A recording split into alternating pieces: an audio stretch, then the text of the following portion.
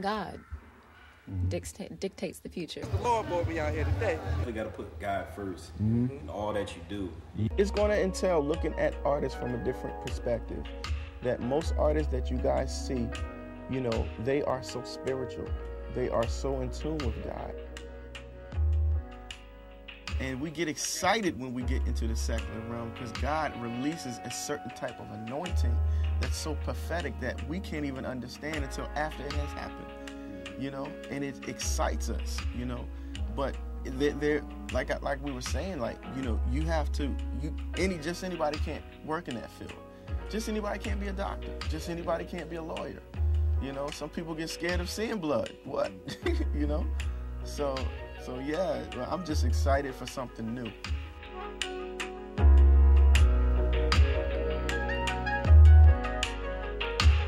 I'm Dre Harris.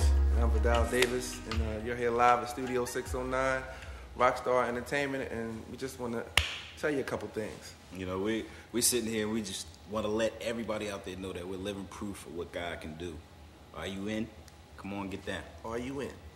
So let's talk about Studio 609 first. Studio 609. Okay, do you want to start with that? Don't matter. Well, Studio 609, you know, Vidal myself, this has been it's been a long time coming. This has been like one of our goals since we actually left our former production company, which was Touch of Jazz, who we are also signed with Carvin back in the day. This guy right here. You know, who also has his own studio too now. You know, I got to take the camera over there. This place is pretty nice. Yeah.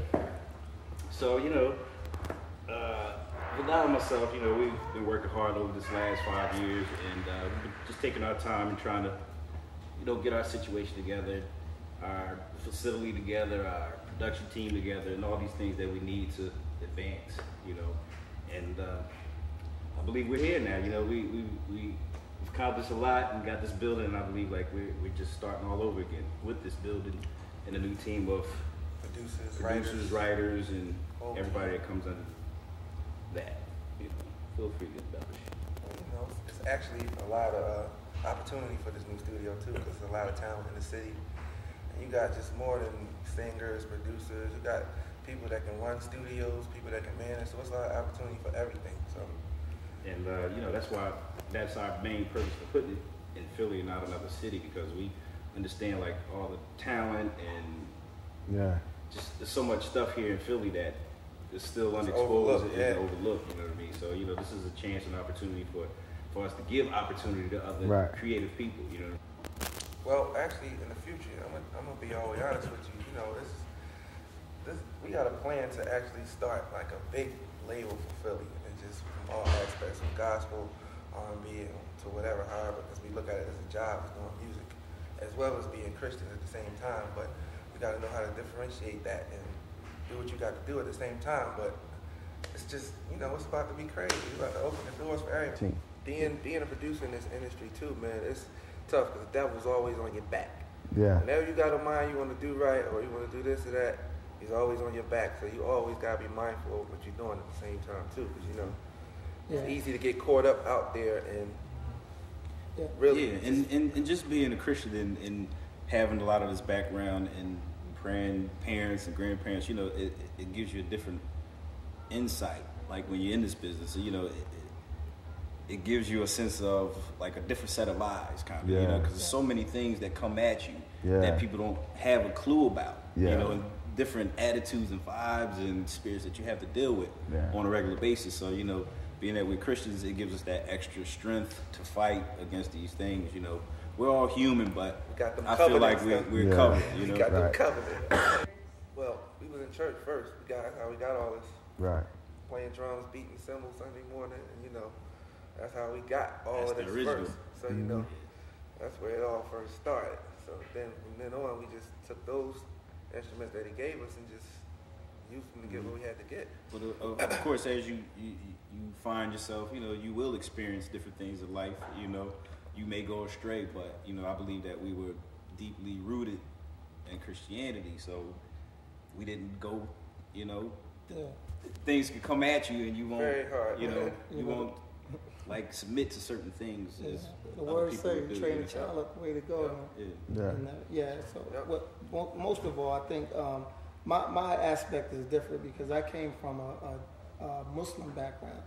So I grew up as Muslim. So with me, when I got down to such a jazz, I was with Christians. Yeah. You know what I'm saying? I was a Muslim We used to try to get him to go to church with a group of Christians, and I definitely showed up on New Year's Eve. And, you know, the days that and it was different because of watching the spirit of these people and Keith Pelzer. Yeah. It was a different thing. It was a different type of situation.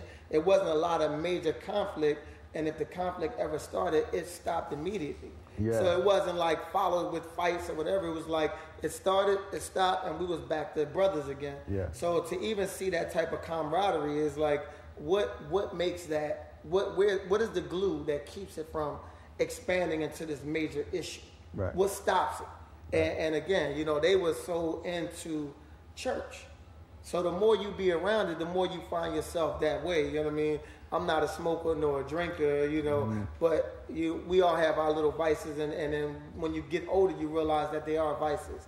Yeah. So with me coming into Christianity, it showed me all of the things that I had fell victim to and how not to fall victim to it again. Right. So, and again, it was all because of my surroundings, and then my surroundings brought me to where I am now. And you know what, like we were talking earlier about accountability, that's the most powerful thing that we have gained growing up, you know, and it just wasn't about making sure you was hot as a musician, but it was as a man, you know what I mean? Yeah. As a young guy, you know, our way of showing love back then was to tell the truth to each other, you know, even if it hurt. You know what I mean? And that's the language we understand. That's why we're together to this day, because we still have problems, we still go through issues, but you know, I'm accountable for my man. You know what I mean?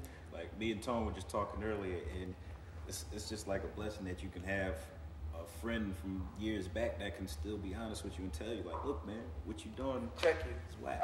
You know? And I feel like, you know, us having that type of situations all around us, it keeps us at a ground level. You know what I'm saying? Because so many people just get lost out here in this business. You know, society makes it like so easy to get lost in this, you know, this world. So, you know.